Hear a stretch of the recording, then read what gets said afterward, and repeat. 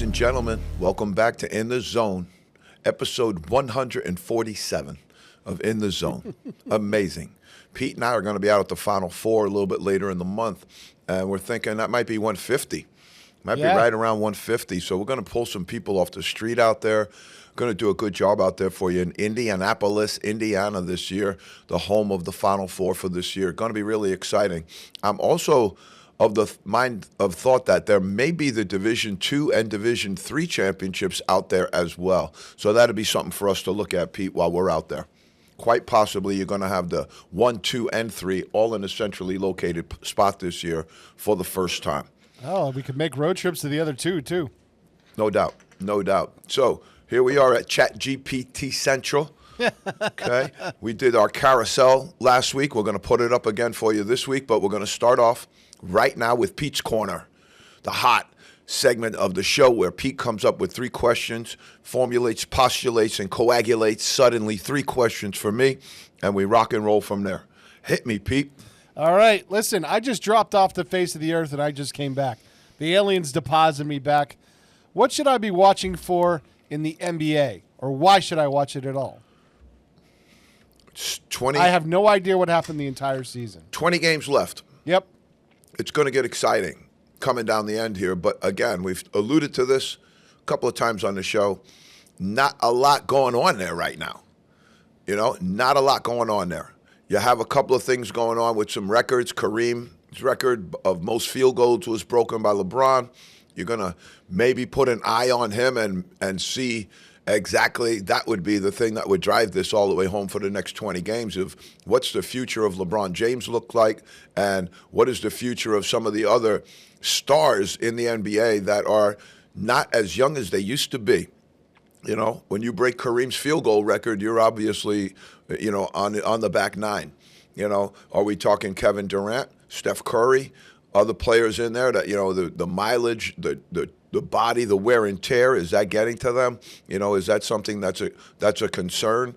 And with all of the money that gets thrown around out there, you know, you have to ask yourself, why would they continue when they could be off on an island somewhere with a nice drink and a umbrella in the drink and chill out and have a great time and still stay part of the game? I mean, LeBron James's legacy is sealed. So I don't know, Pete, to be honest with you, I don't know what's going to happen. They're going to have to really drive the playoffs, really going to have to market the playoffs, and they're really going to have to try and make it interesting. As we've alluded to before, there's not a lot of teams that are in that margin. You have so many teams right now, whether it's tanking or not. Yeah. You know, whether it's tanking or not, they're bad. You know, and this is what we said before. How will you know if they're tanking? Or if they're just terrible. Right. How will you know if they're just, you know, playing their best guys that night and they're still bad, you know? So I think that's going to be interesting to watch. But the tanking episode of it has bifurcated the league in such a way that now you have teams that are absolutely playing for nothing. Yeah. With 25 games left in the season. That's a long time. You have teams that are not in the playoffs right now, completely out of the playoffs right now. You have, as we alluded to, very, very few teams still in the mix of trying to make that playoff run. And that's where you might get some excitement from. Are the Milwaukee Bucks going to be able to climb up and take that playoff spot? Are the Chicago Bulls? Charlotte Hornets are red hot right now, playing with Con Knuppel and some of the other good young freshmen they have there. But those are the baselines, and to be honest with you, I don't think anybody really cares about that. That's why I asked the question. Yeah, I don't think anybody really cares about that. So you're talking about your top 6, you know, and we broke it down for you last week. Your top 6, you're looking at, you know, is it going to be Detroit and the Celtics and the Knicks and the Cavaliers all stay 1, 2, 3, 4 for the rest of the way? Could happen. Could happen. Over on the other side, you got a really nice 4 right over there. You know, OKC, the Spurs, Denver Nuggets, and then possibly Houston Rockets, you know, possibly Minnesota Timberwolves. I could see that there's going to be some action in those lower level games, but you also, because the NBA is just it's so mysterious in their approach as well. I want to try and put a nice name on it. They're mysterious in their approach in that they have, you know, no idea of who's playing who right now. And even when they get into that 7, 8, 9, 10 game, they don't claim those games right away because they've done stuff that's been crazy in the past where, one team wins one game and then they advance and then 3 teams kind of fight it out there. They've done a lot of crazy stuff.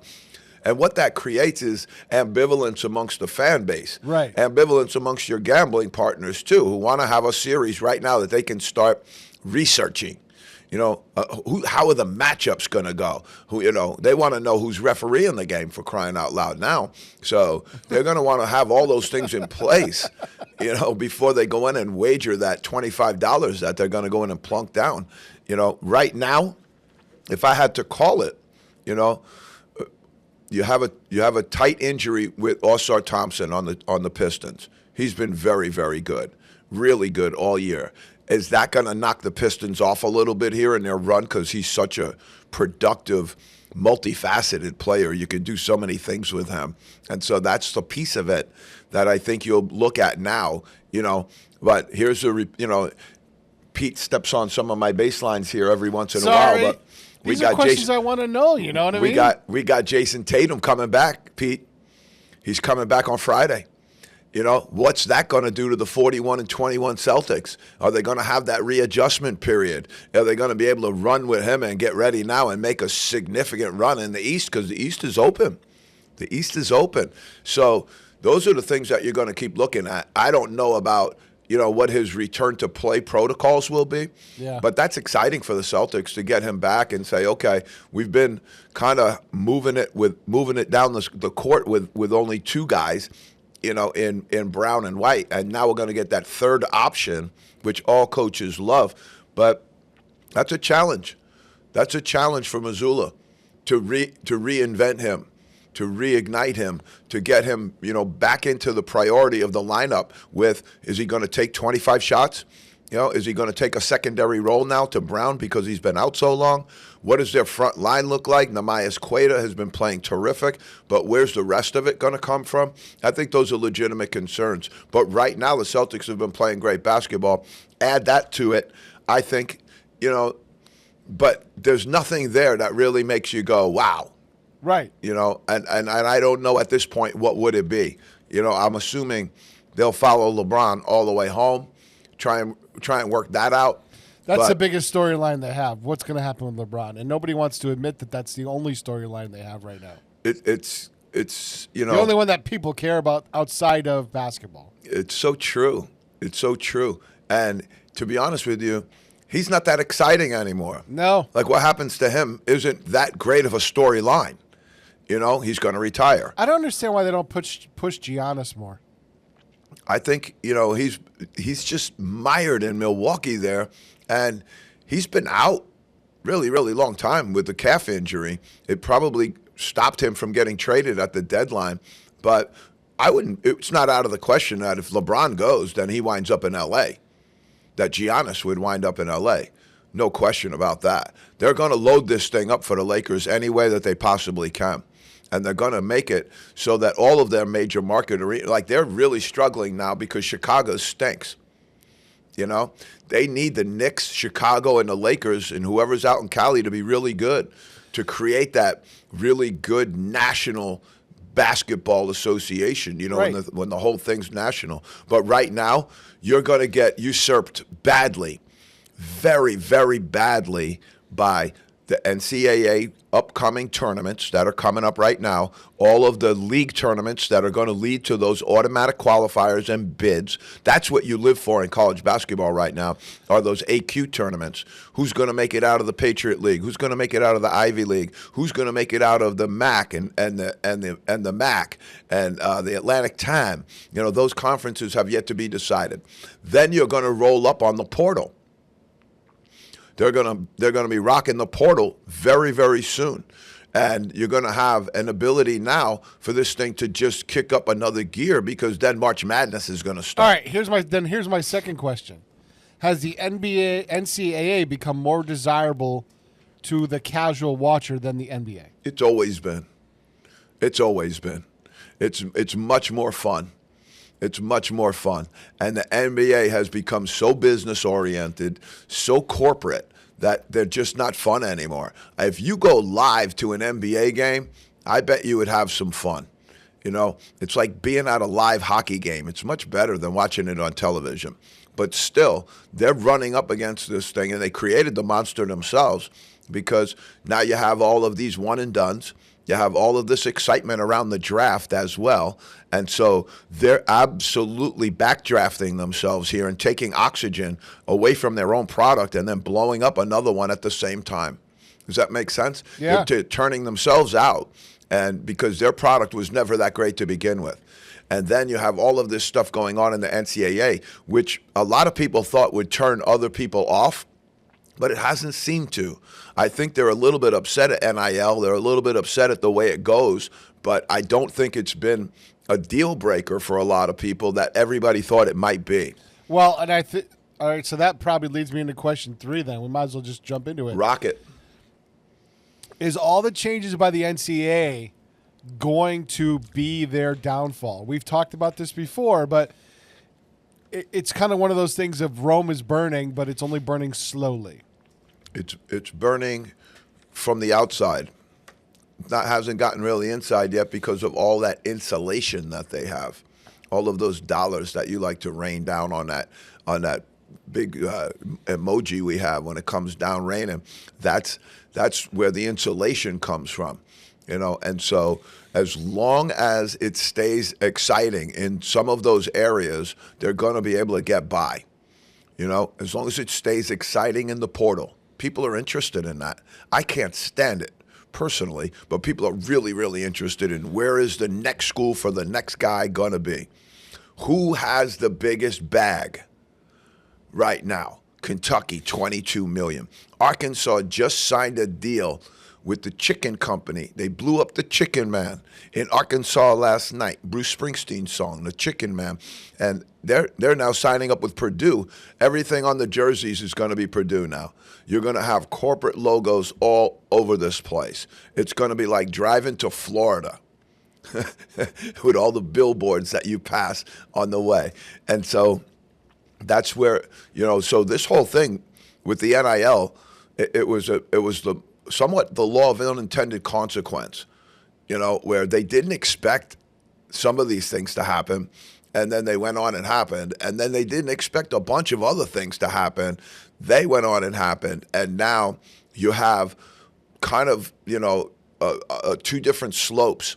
You know, the one slope is it's straight downhill, never slowing up. It's never going to come back. And then you have the president, Congress, all of these other people that are now going to try and weigh in on this thing, form a commission, get a group of people in there. They're having Randy Levine from the Yankees, and they're having other people joining into this presidential White House commission, if you will, that's going to take a real good look at this. That's like lining up all of the people who lit the fire and giving them gas cans and also hoses at the same time. What's going to happen when those people get control, more control than they've had before? Baker wasn't anything more than a Trojan horse. Baker was the Trojan horse to this whole thing. So it could go political. So the courts could take over. And then it would be rendered basically unconscious and unrecognizable. But at the other end of it, the money is flowing like absolute crazy right now. It's flowing all over the place. You can get it from outside. You can get it from inside. You have your school taking part of it now. You have all the agents involved now. You have all of these different crazy contacts going on right now I'll lay it out for you. In the dormitories, residence halls, as they like to say, those kids now, those young men, we're going to talk about our top 25 transfers this year. We gave them all grades. Those top 25 guys right now, their phone is ringing off the hook. Now you got a bunch of coaches out there as well. Their phone, if they're hot, is ringing off the hook because somebody's trying to bring them over. Somebody's trying to grab them.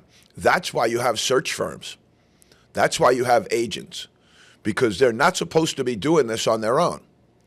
And so there the agent comes in and they triangulate with the agent. figure it this way.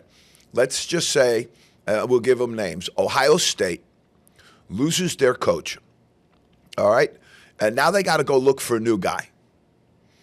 And then they want to talk to the guy down the street at Michigan State, okay? They can't talk to him. They can't have a conversation with him about it because he's currently under contract with another school. Yep. Now you bring in the agent. And the people who are on the ancillary, on the tertiary side of this, now they're pulling on the agent. Hey, do you think your guy would be interested? Do you think we could bring him to Michigan? XYZ. And so that's kind of where it's at. Now, if you look at it from the totality of things, what's about to occur with the carousel, you're going to have people going out, you're going to have people coming in. What slows the carousel down, we're watching that right now, my favorite graphic of all time here. But what slows that carousel down are retreads. Okay, a retread is somebody who coached before, lost his job, sat out, maybe he's at a different school, but now he's coming back. All right? That slows the carousel down tremendously. You look at a guy at Kansas City, they lost Marvin Menzies. In comes Mark Turgeon before the season was even over. He's a retread. He's gone out of the game. Now you got, let's say, the guy Tony Bennett from Virginia wants to come back. He was a great coach for a lot of years. Travis Ford of UMass days, his name is being thrown about as the next coach. So what you're seeing also is can you find somebody who's now going to fit into your NIL profile as well? Is he going to work with your – because here's the other thing at play. There's so many things at play. But here's another one. Every single campus has highly paid people that raise money for them. All right? So you have a situation now. Let's take School B. All right? School B comes up, and they have a guy raising money for them, right? But the people who raise money for them can't get nowhere near the people that their coaches can get near for money. Yep. They'll not even pick up the phone for the foundation people. They won't pick up the phone for the people that are outside of this thing. But if Mike Krzyzewski calls, they're picking that phone up. Yep. If John Calipari calls, they're picking that phone up. And if they want to get invested in a way, board of trustees, start to do business possibly in the university orbit, that's going to be a new way in. That's going to be a new way in. You're going to go through the coaches, you're going to go through the ADs, and you're going to be doing whatever it is you do. Let's say you own a bus company. Now you're going to go in and you're going to throw some NIL money around, but that bus contract's coming back your way. Peter Pan's going to go right up and say, yeah, man, we got you. We got NIL for you. And then all of a sudden they're going to get that contract to come back their way. Mm-hmm. The business of doing business. That's what you're going to see. Pete, great 3, though. Really good 3 segment. Let's jump off Dog Bone. Dog Bone this week, New York Knicks, Jalen Brunson. Been watching him doing a really good job. His assist numbers are absolutely off the charts. And while we're going to stay on assist, UMass had a great win the other night. I was at the game. Dog Bone out to my guy, Danny Carbuccia from Stepinac High School in New York. Really great game. Just really got downhill in that game. And they won the game, which allows them to go into the MAC tournament and continue to compete. They will not get Miami of Ohio like I thought they were going to get, because that would be a really good matchup for UMass right at this moment. Because that team, everybody's talking about 30-0, 30-0, 30-0. Can they get over the top? If they don't win that tournament, they understand what kind of pressure they're under. Yeah. If they don't get in off that tournament, they understand that they're most likely not getting in. Go back to your weapons of math destruction conversation, Pete, right? Insane. The weapons of math destruction, look up their KenPom rating right now. It's in the 80s. They played 3 non-Division I teams. That's going to wreck your KenPom every single day and twice on Sunday. They have a conference, what they call strength of schedule, that's okay. But their out-of-conference strength of schedule is almost dead last in the entire country. No.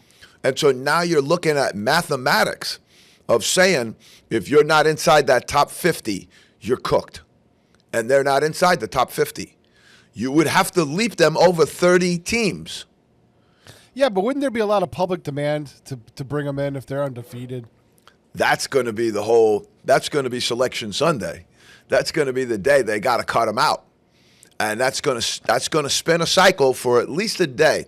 And much of what you and I talk about here is going to be bandied about them. What do you do with the search committees? How do you free them up in this weapons of math destruction to say that Auburn, that's just about 500. They had his old man shilling for him the other day. The dad, Stephen Pearl's dad, is now on television saying Miami of Ohio shouldn't get in if they're 30-1. You should take Auburn from the SEC, A, because my kid coaches that team, but also because of their net numbers and their Ken Palm and Torvik numbers. And that's where this whole thing is down to. That's how they got 14 SEC teams in last year. Many of them with sub-500 records in their own conference. That's what it's all about right now. And now they're handcuffed. You walk in the room, bang, bracelets go on. We're here for Selection Sunday. Okay, there they go. Boom, boom, boom, and boom. That's the bottom line. Right now, they have the last four out, the last four in. The somewhere in the four of the four that might make it. You got the last four out. Miami of Ohio's not in it. This is Lunardi, Joe Lunardi. Now, the Luna part of Lunardi means moon. And when you add RDI to that, it means howling at the moon. All right? That's what I think of some of this prognostication, but that's the day we live in right now, Pete. That's where we are right now. Smothered under weapons of math destruction. And again, law of unintended consequence. You're going to knock out a lot of bad teams. And Cinderella's going to go back to the dungeon. But this is the first show you and I ever had to say this is what they want all along. Yep.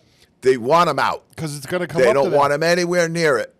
And they want to be able to squeeze this thing off at the top of the top Power 4, Power 5 conferences and say, you're not getting anywhere near this thing. We're not having Purdue lose again. We're not having Virginia lose to UMBC again. We're not having it. And that's where they're at.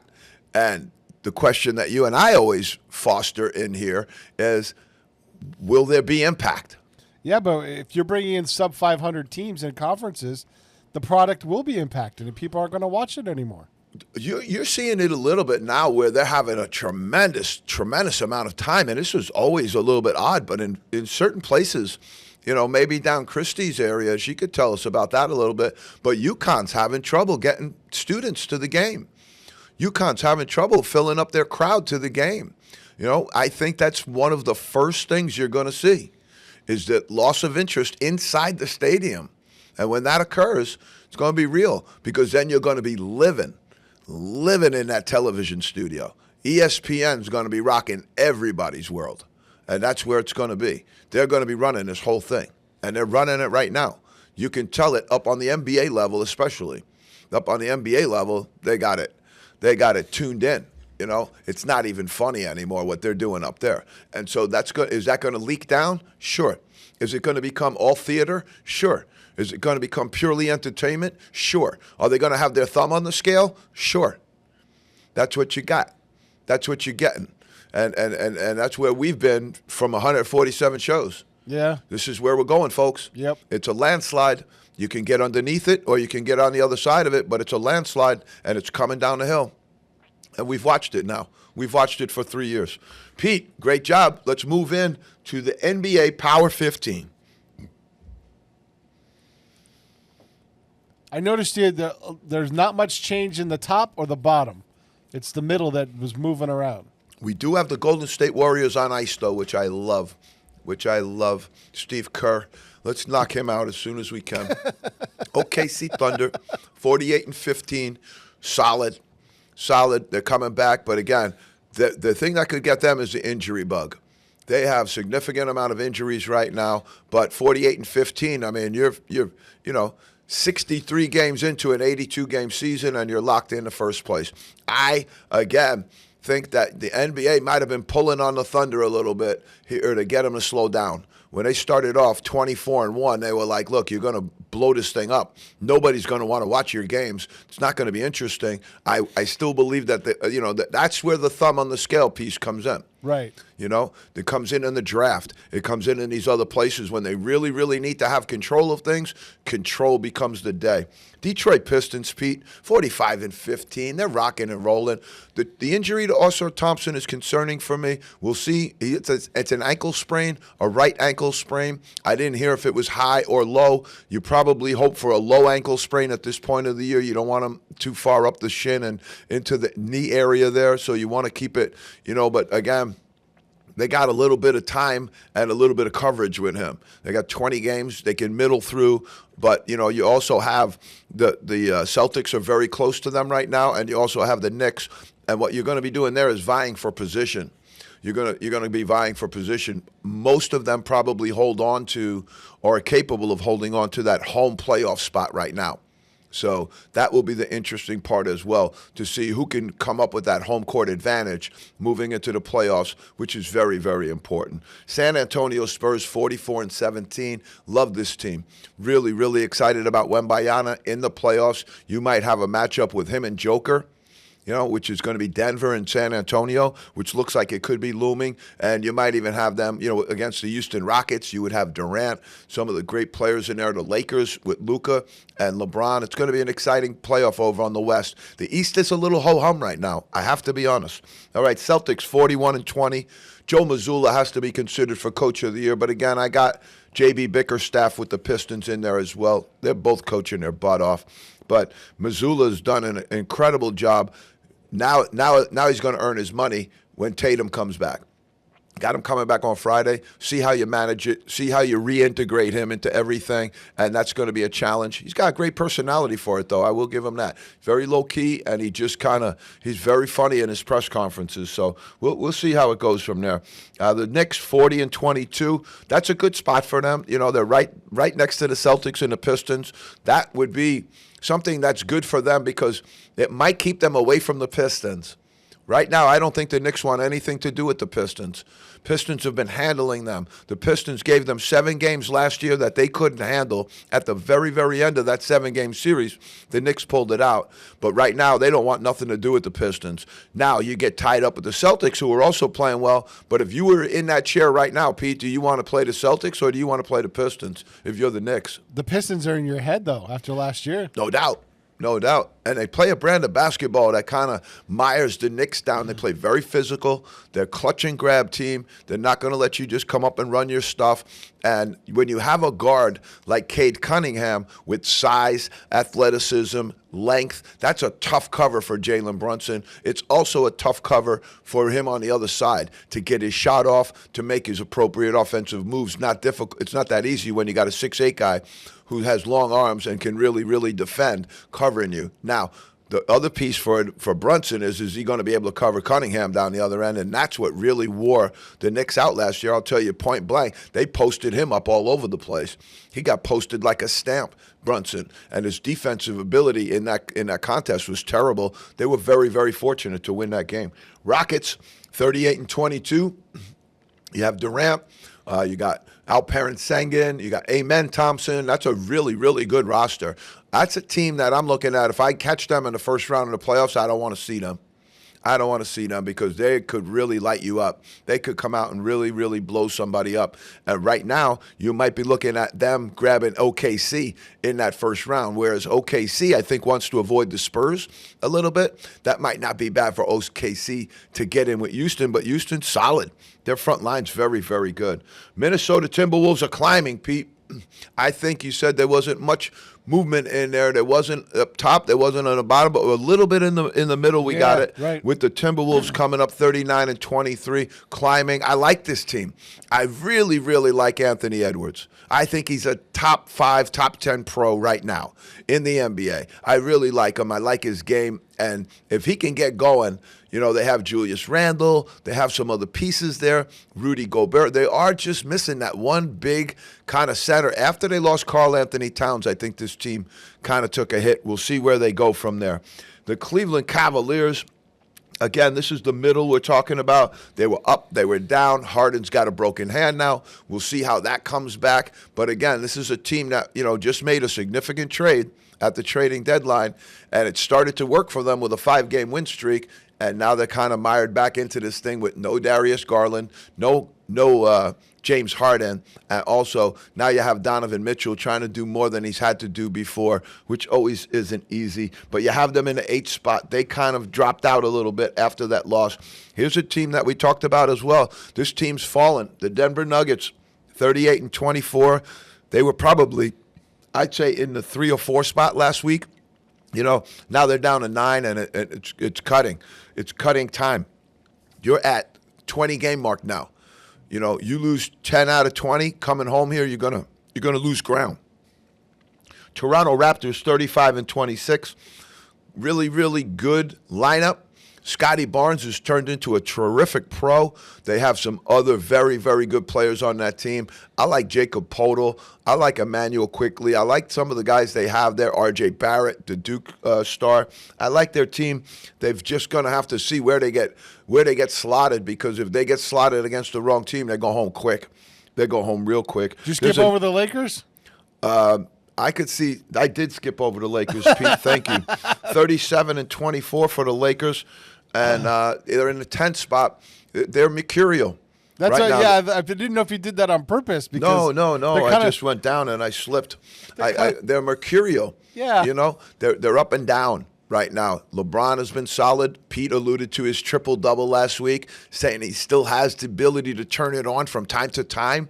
But then there's, Luka, don't cover nobody. Their front line's a mess. I don't know if they're going to be able to get into the playoffs and make those two things work better than they have been working before. Right now, that 1-2 punch is really where it should be. All right, Phoenix Suns, then we go 35-26. This is Booker's team. They're riding him, and they're going to have to keep riding him all the way through the playoffs. These are teams that I thought elevated themselves very, very well during the season, but can they sustain it in the playoffs is going to be a whole nother conversation.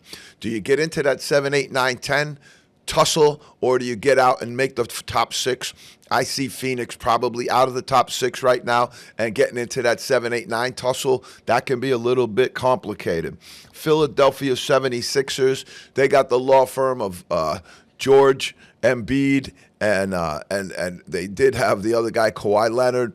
They're just the leg law firm, we used to call them. Yep. And they're just really missing so many games right now. I don't know how you can hold it all together in a playoff run, but they do have that dynamic backcourt of Edgecombe and Maxey that have been making them go a little bit. They just really, over the course of time, have degraded their front line down to the point where they don't really have enough to get through a playoff series. They're going to get worn down, if you ask me. Orlando Magic, 32-28, very solid. They could be a problem if they can get Wagner back healthy. He's had a rough year. He's been in and out, but he's doing a good job. I think they're doing a fine job right now with where they are, but they're going to have to get him back if they're going anywhere in the playoffs. Heat culture, Pete, 33-29 for the Heat culture. They're staying solid, keeping their guys rolling and rocking.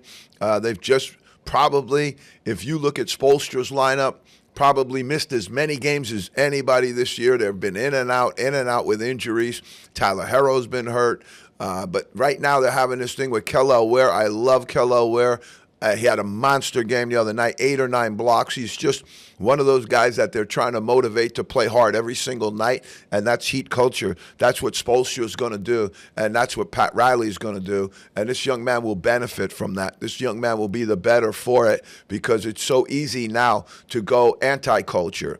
It's so easy to be a renegade right now with all the money and all of the prestige and all of the ability to create division in your own locker room. Those are the things that matter. All right, Pete, we got Buster Poindexter. We got hot. We talked about the Hornets, 5 in a row. Timberwolves, 4 in a row. The Hawks, hot with 4 in a row as well. The Nets lost 9 in a row. Ouch. Pacers, 6. Wizards, 6. And the Jazz, L6. Pete, let's rock and roll into our Super 25. Love this right now because we predicted this a while ago. We said Duke. Duke. Right now, I think I'm ready for this, Pete. I'm going to give you my national championship prediction of the year right now before the tournament starts. They're right there sitting up top. I think Duke's going to win it all. Really? I'm calling Duke right now. I've watched them all year. They're terrific. Boozer's terrific. Their whole team is very, very good, and they kind of got a little bit of a thing about how they lost last year, and I think they've gotten, a really, really great dynamic in that locker room, so I'm excited about that. 28-2, Michigan, number 2, 27-2, Dusty May up for Coach of the Year, but you got to put Shire up there too. Got to put John Shire up there too. He's had an amazing year, but Dusty May probably worked the portal as well as any coach that there was. They brought in Morez Johnson, they brought in Ade Mara, they brought in Yaxel Lenenberg, and those are 3 big-time bucket guys. Those are 3 big-time TWA baggage guys. They're coming on with big bags, and they delivered. We're going to go through that a little bit, but, you go about Lendenborg, he's an A. Morez Johnson, an A. Ade Mara from UCLA, an A. He's going to be a top 20 pick, most likely. 7'4". All right, Arizona, 28-2. There's your triumvirate, Pete. Duke, DMA. Duke, Michigan, Arizona. That's going to hang for a while. Now, can you get Arizona in that league to keep puffing? Because the Big 12 is really, really tough. The SEC is really tough. Heck, the Big 10 is tough, and so is the ACC. But of all of those loads, the ACC is the lightest, without question. Connecticut, 27-3. Danny Hurley, he's in the combobulator right now. He's working himself. He's trying to get himself zen and move it. Everybody's a Danny Hurley guy. It'll be interesting to see what happens with his staff as well. Kamani Young, Luke Murray, they've got some really, really good young assistants on that staff, and that might be a challenge for Coach Hurley in the offseason to fill some of that. Gonzaga, 28-3, and I'm an eye guy. I'm a guy who watches the team play. I look at them and go, they're a problem. And Gonzaga's a problem, folks. I got news for you. I know they haven't had the great tournament success that other teams have had, but watch them. They're good. Graham Ike's terrific. Michigan State, 24-5. This team, is just really enigmatic right now. They've got a couple of really good pieces, but they also have some guys on their team that don't guard. And that's an unusual dynamic for Coach Izzo. Him alluding to the fact they couldn't guard his mom, earlier in the year.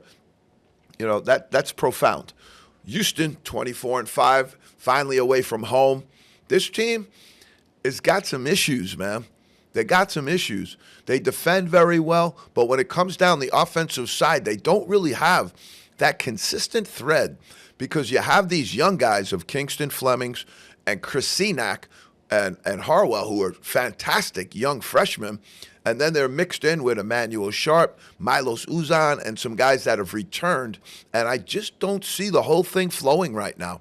I watched them the other night, and I didn't see a great circular flow model for them right now.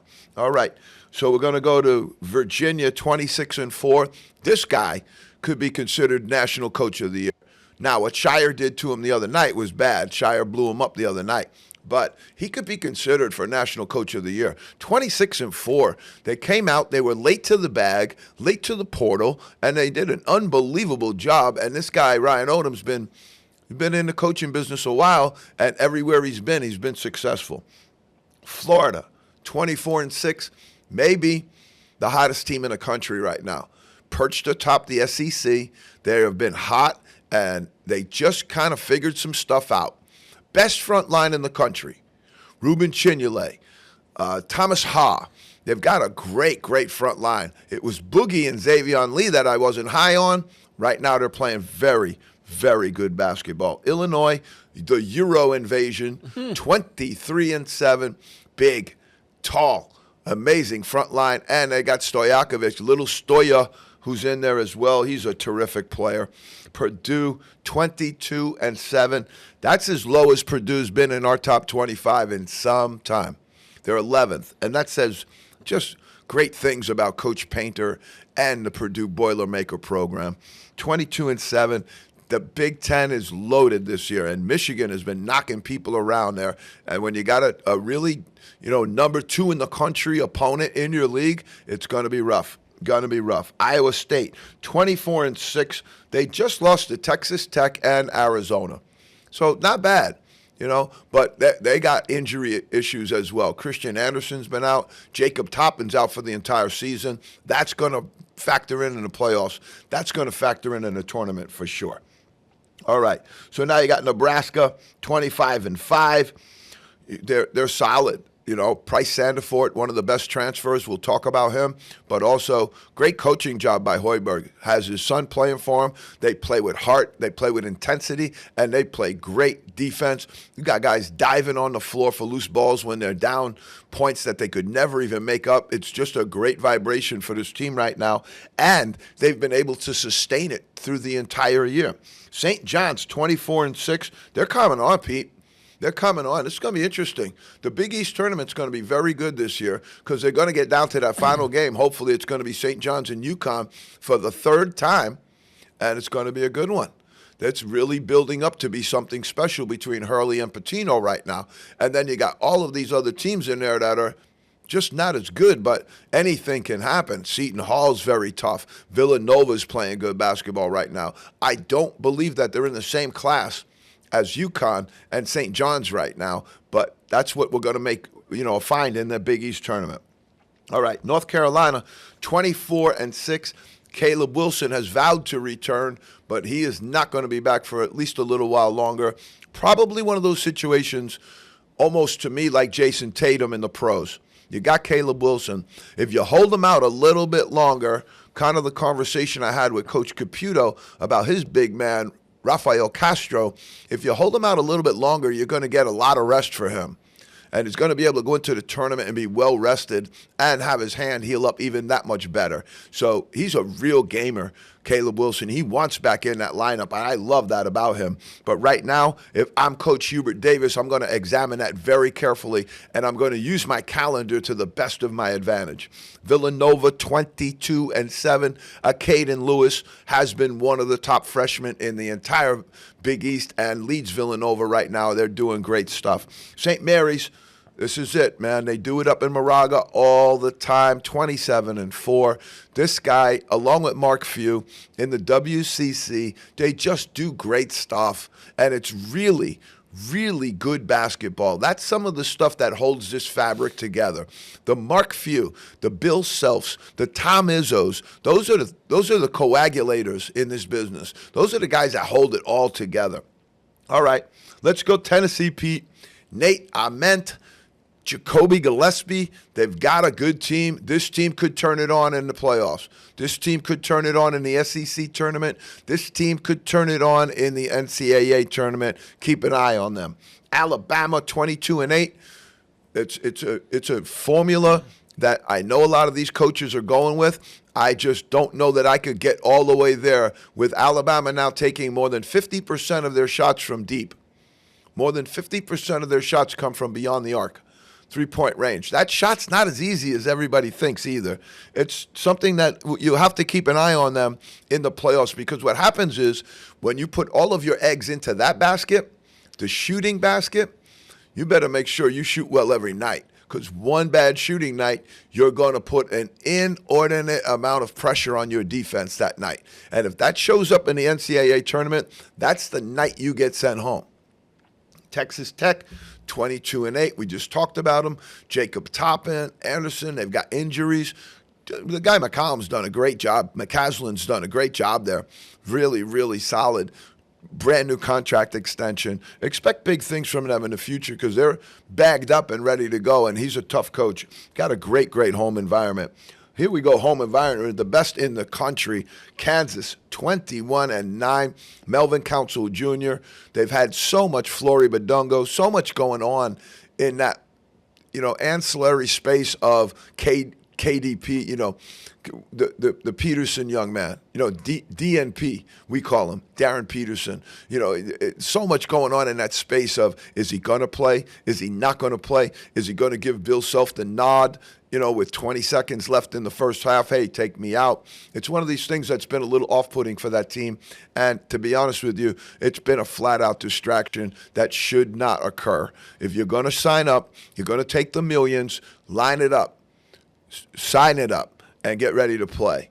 All right, Louisville 21-9. Another team that's gotten hit by injury. Michael Brown, they were sailing along good. Remember, this is Kelsey's second year. So Ryan Cornwell, another team that is just extremely reliant on the perimeter. And I'd like to see them mix that bag up a little bit going into the tournament. St. Louis 26-3. Tough loss to Rhode Island last week. But again, if you check their net, this is what the A10 is kind of building on, is that, let's say VCU beats St. Louis in that tournament. VCU has a pretty good number, but now SLU has a good enough net number, has a good enough weapons of math destruction number to get in as an at-large. Right now, they're in the top 25 in most places. They're in the top 30 or 40 in everybody's metricing. So that's where you kind of now got to watch this as well. Does the A10 go in and say, hey, we got to dump one here in the final so that we get in two teams? That's where the money comes into play. I'd be interested to see how that folds out. Utah State 24-6, and let's close it out with Miami 23-6. Trey Donaldson, Malik Renault, they got good players. They got a really good backcourt. Utah State's solid too. You don't want to see them in the tournament. Nobody. And I mean, nobody wants to see them in the tournament. All right, Pete, we got NCAA. We got all sorts of baselines going on there. All right, we're looking to stay in tight with the hard boys, okay? The NCAA police force, as I call them now, looking to stay in tight with the hard boys, meaning what is the availability of all of these players?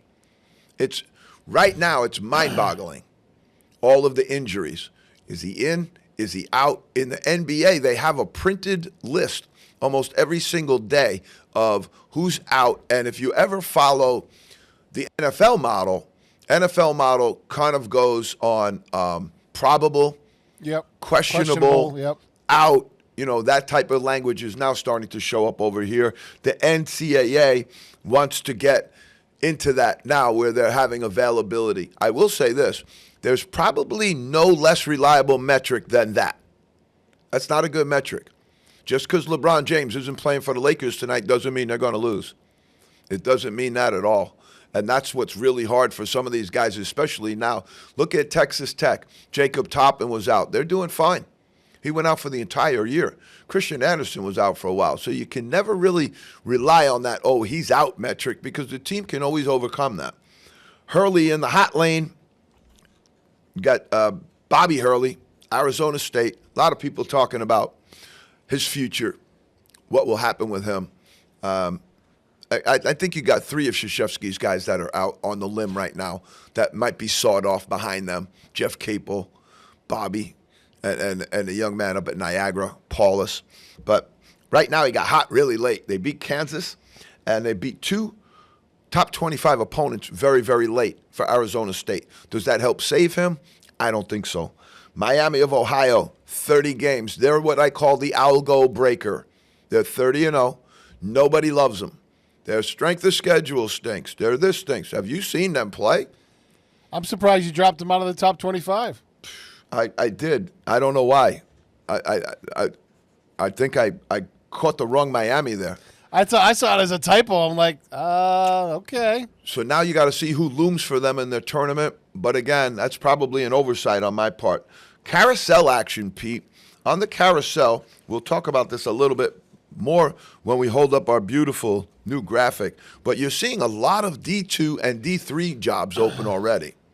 Really? And what you're seeing also is, and this has caused a little bit of an uproar with people that are on social media, in that a lot of the Division II schools that are announcing their openings, and again, the season's not even over yet, but they're announcing these openings, and you don't even have, they're going and saying, okay, this is our new search firm. Now, let me undress this for people.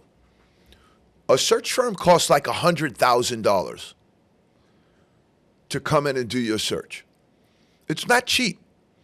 So if you're a Division II school, it's $50,000, probably $75,000 to bring somebody in to find you a coach.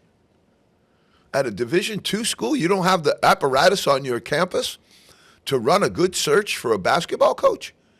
You need to go to search firm. Division III schools going to search firms so that they're spending hundreds of thousands of dollars trying to find new coaches, new athletic directors. It's a waste of money. It's a complete waste of money. All right, here we go back, Pete. They blew up the Chicken Man in the city last night. Here we go. Purdue logo going to be splashed all over most of the Arkansas teams. We knew this was coming. This is John Calipari working lane 2 as well as anybody. This is John Calipari saying, I got this. We got you. We're going to make more money here. We're going to bring in a bag that's as big as anybody has. And when Kentucky, where I used to be, when Kentucky throws up their $22 million, believe me, I'm going to be there with mine. And he's a great evaluator of talent. Kentucky brought in a bunch of dudes on $22 million. The evaluation, honestly, just wasn't there. Now look at Arkansas's team. The evaluations they did on their guys, Darius Acuff, Malik Thomas. No wonder they didn't mind losing Boogie Flan. They were loaded. They're loaded. But we'll see how that goes, okay? March Madness about to begin, and you got big-time poachers out there sniffing right now. You got poachers looking for coaches. You got poachers looking for players. You got poachers looking for agents. You got everybody getting poached right now on every single level, every single day on social media. They have, I love the disclaimers. With much thought and consultation with family, I've decided to put my name into the portal for the 15th time in 15 years so that I can forge a better future for myself and my family. I'm sick of hearing those things. Absolutely sick of hearing that stuff. It's all about this. It's all about the money. Now, here's the poachers out sniffing a little bit, all right? They're looking for bids. They're looking for bids right now. They're out there saying, okay, who's going to be able to grab that Georgia bid out of the SEC last year? Let's take a look. SMU is 19-11, 8-9. They getting in? Maybe. Stanford 18-11, 7-9. Couple of wins in the ACC. They're going to ring it. Oklahoma State, their coaches on the carousel. 18-12, 6-11. They going to get in? I don't see it. TCU 20-10. 10-7. 20's usually been the mark. Get to 20, you usually get in. BYU 20-10, 8-9 in the league. Big East is only getting 4, folks. You only have 4 teams in the Big East right now that are getting in. You got St. John's, you got UConn, you've got Villanova, and you might get Seton Hall in. I don't know.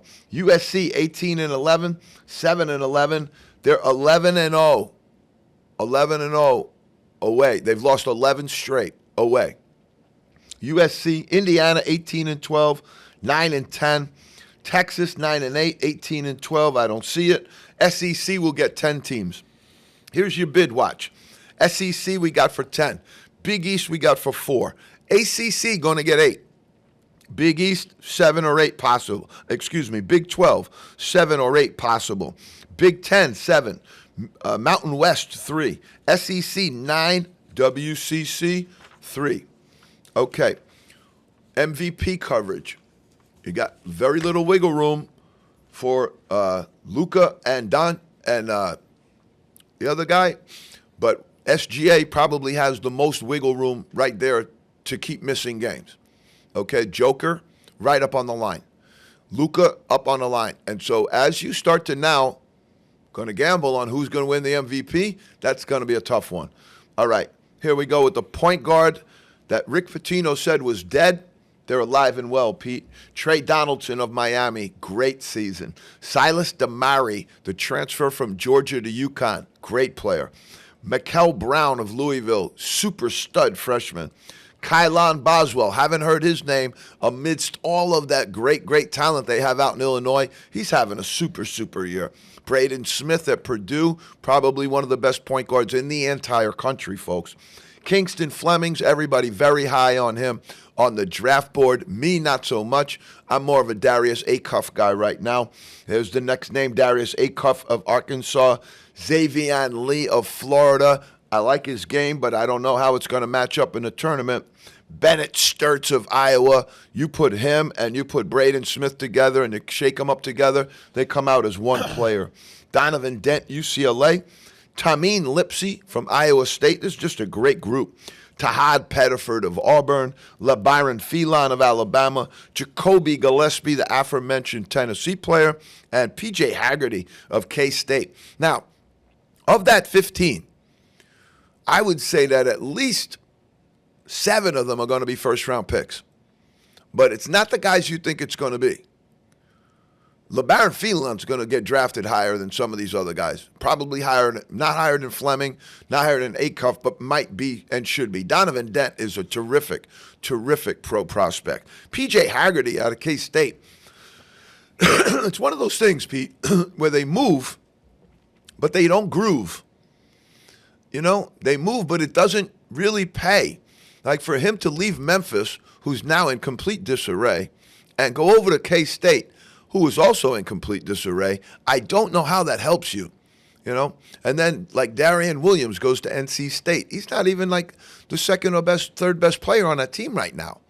So it's really, really interesting to see how you move and how you groove. Mississippi, Mississippi, Mississippi, Pete, they passed no tax money on NIL dollars. Yeah. No state taxes. They're going to let you run all the way to Biloxi with that money. Average of 14 high major jobs open in the past 5 years. Of the 14 jobs, 10 per year were due to dismissal.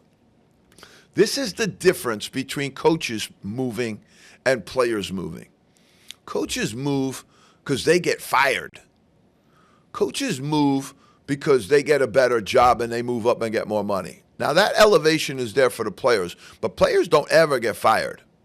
Players don't ever get released. And I think you're going to see some of that start coming. But how's that contract going to hold up when they say, yeah, in January, we're bringing in somebody else? We want somebody new. Is there going to be a trading deadline? Is there going to be a salary cap?